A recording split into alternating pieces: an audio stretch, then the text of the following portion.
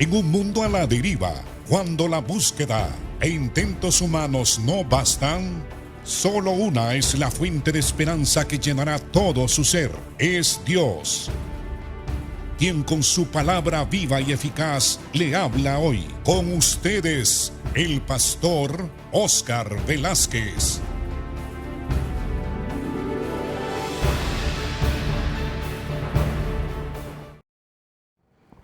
Dios le bendiga, amado hermano y hermana. Doy gracias al Señor por la constancia de ustedes para estudiar este libro de Lucas, que es un libro maravilloso como todos los libros de la Biblia, porque la palabra del Señor es viva y es eficaz. No solo de pan, dice el Señor Jesús, que vivirá el hombre, mas de toda palabra que sale de la boca de Dios. Estudiamos el día de ayer la historia narrada en el capítulo 17 de Lucas, del verso 11 al versículo 19, donde se trata de la sanidad de los 10 leprosos y del énfasis que Jesús hace del deber del ser humano de ser agradecidos. Hoy vamos a estudiar sobre la venida del reino de Dios, que se encuentra en este mismo capítulo 17, verso 20 en adelante, hasta el versículo 37. Preguntando por los fariseos, ¿cuándo había de venir el reino de Dios? Jesucristo les respondió y les dijo: el reino de Dios no vendrá con advertencia, ni dirán helo aquí o helo allí, porque he aquí el reino de Dios ya está entre vosotros, dijo Jesús a los que le preguntaban, que eran los fariseos. Y dijo también a sus discípulos: tiempo vendrá cuando desearéis ver uno de los días del Hijo del Hombre y no lo veréis. Aquí ya se dirige no a los fariseos, sino a sus discípulos, porque los discípulos eran los que habían estado con Jesús mucho tiempo, porque el discipulado consistía en estar con Jesús, vivir con Jesús, compartir la vida con Jesús, y Jesús les enseñaba todo lo referente al reino de Dios, y les enseñaba que Él era el Rey, el Mesías, que Dios había enviado al mundo. Y continúa el Señor en su enseñanza y les dijo, y os dirán, porque el Hijo del Hombre y no lo veréis, y os dirán, helo aquí, el reino, o helo allí. No vayáis ni salgáis, porque como el relámpago que al fulgurar resplandece desde un extremo del cielo hasta el otro, así también será el Hijo del Hombre en su día o en su venida. Pero primero es necesario que padezca mucho. En el orden de la historia era necesario que Jesús padeciera mucho, porque el Mesías, el Rey, iba a dar su vida para que el pueblo de Israel y también nosotros los gentiles pudiéramos tener el perdón de pecados y también la esperanza de vida eterna. Por eso era necesario que Jesús, al venir siendo rey, no actuó como un rey para imponer su autoridad, sino que vino como el Cordero de Dios que quita el pecado del mundo. Pero primero es necesario, dijo el Señor, que padezca mucho y que sea desechado de esta generación, de la generación del tiempo de Jesús, como fue, y luego dice, al hablar de su venida, como fue en los días de Noé, así también será en los días del Hijo del Hombre. En el tiempo de Noé, la gente comía, bebía, se casaba y se daba en casamiento. Estaban desapercibidos hasta el día que entró Noé en el arca y vino el diluvio y los destruyó a todos. Asimismo, como sucedió en los días de Lot, comían, bebían, compraban, vendían, plantaban, edificaban, mas el día en que Lot salió de Sodoma, llovió del cielo fuego y azufre y los destruyó a todos. Así será el día en que el Hijo del Hombre se manifieste.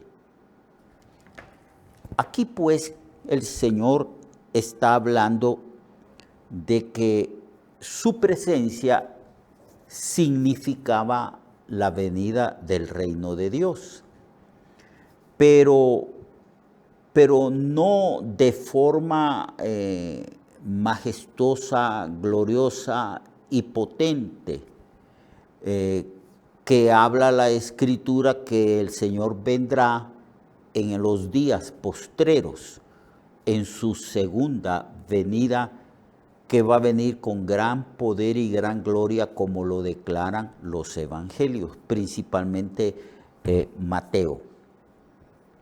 Él le dice a los fariseos que ya el reino de Dios estaba entre ellos, porque cuando Jesús comienza su ministerio, Él dice, el tiempo se ha cumplido, el reino de Dios se ha acercado. Está hablando de Él mismo. Él trae consigo el reino y Él es el rey mismo del reino de Dios. Por eso declara, el reino de Dios se ha acercado, ha llegado a Israel primeramente. Y luego el Señor dice que la condición para recibir ese reino en el corazón es que las personas se arrepientan de sus pecados. Por eso Juan, que precedía a Cristo como el heraldo del rey, exigía al pueblo de Israel que se arrepintiera de sus pecados. Ahora Cristo, que es el rey mismo anunciado por Juan, proclama que el hombre debe de arrepentirse y convertirse y que debe de creer la buena noticia de Dios que el rey trae. Dice, y creed al evangelio, el evangelio del reino de Dios. Así que muchas de las personas que oyeron a Jesús cuando Él proclamó aproximadamente 3 años o un poquito más de 3 años, proclamó Jesús el evangelio del reino, y muchas personas, principalmente las personas piadosas y humildes de la época de Jesús, creyeron en Jesús y ellos experimentaron en su corazón el evangelio del reino, el reino de Dios, y vieron con sus propios ojos la manifestación del poder de ese reino que iba a venir en el futuro en toda plenitud, pero que Cristo manifestó esas señales y poder del reino en su ministerio, haciendo milagros, prodigios, sanidades, portentos y maravillas. Esto es lo que Cristo le mandó a decir a Juan cuando le dijo, díganle a Juan que los enfermos son sanados, los leprosos son limpiados, los ciegos ven, los mudos hablan, los cojos son sanados, los muertos son resucitados. Todas estas señales que hacía Jesucristo era la manifestación del reino de Dios. Por eso dijo, el reino de Dios entre vosotros está. Pero también en este pasaje que acabo de leer, se habla de la manifestación plena del reino de Dios cuando Jesucristo venga otra vez, que va a venir con gran poder y gloria. Mateo dice que las potencias de los cielos van a ser conmovidas, que la tierra temblará, que habrá una manifestación gloriosa del poder del Rey que viene con gran poder y gloria. Porque al principio Jesús vino como un niño que nació de una virgen llamada María. El Señor no vino con una manifestación de poder como suelen manifestar su poder los reyes de la tierra que vienen en una actitud de conquista militar. Es hasta en su segunda venida que el poder del reino se manifestará de esa manera. Entonces aquí vemos lo que muchos teólogos, lo que muchos eruditos bíblicos declaran, que el reino de Dios es ya, pero todavía no en su manifestación plena. El reino de Dios se está formando en el corazón de nosotros, los cristianos que hemos recibido a Jesús como nuestro Rey, como nuestro Salvador, como Redentor. Entonces, el reino de Dios, es decir, la ética, la vida de Dios en nosotros por la presencia del Espíritu Santo, porque hemos recibido el Espíritu Santo, ya nosotros tenemos un adelanto de lo que es o va a ser el reino de Dios en su plenitud.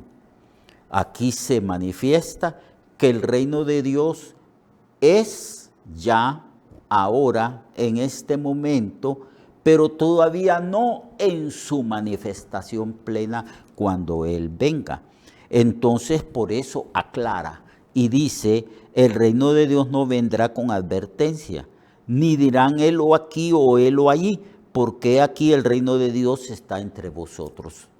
Cristo era el Rey, aunque no lo reconocieron, más bien lo rechazaron y lo crucificaron. Pero Él, al morir en la cruz, estaba cumpliendo el plan de salvación de su Padre Celestial y resucitó al tercer día y 40 días después hizo su despedida oficial cuando subió al cielo y Dios le dijo, siéntate a mi diestra hasta que pongas todos tus enemigos por estrado de tus pies. Allí ha estado el Señor en el cielo. Pero Él dijo, yo vendré otra vez, y los ángeles dijeron, ese mismo Jesús que de entre vosotros subió al cielo, así vendrá otra vez del cielo. Y eso es lo que Cristo dice aquí en el versículo 24, porque como el relámpago que al fulgurar resplandece desde un extremo del cielo hasta el otro, así también será el Hijo del Hombre en su día o en su segunda venida. Pero primero, dijo el Señor a sus discípulos, es necesario que padezca mucho y sea desechado por esta generación. Esto ya es historia. Hace un poco más de 2000 años, Cristo fue desechado, apresado, golpeado, humillado y crucificado. Pero eso era necesario, porque esa era la obra redentora de Cristo, llevando nuestros pecados y la pena de nuestros pecados sobre su cuerpo en la cruz. Luego el Señor en el versículo 26, hermanos, dice, como fue en los días de Noé, así también será en los días del Hijo del Hombre.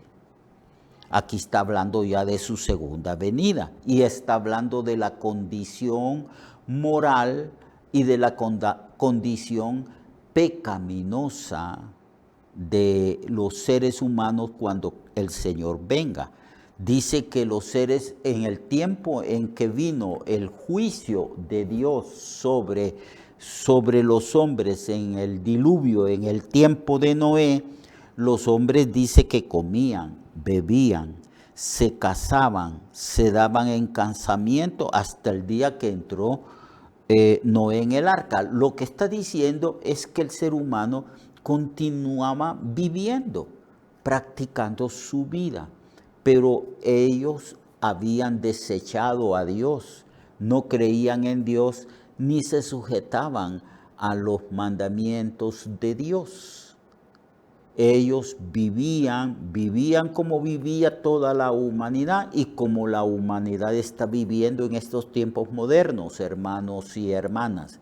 Mire, la gente come, la gente se goza, bebe, la gente se compromete en casamiento pensando en el futuro, hace planes para el futuro, pero va a venir un momento en que esos planes serán interrumpidos de una manera sorpresiva.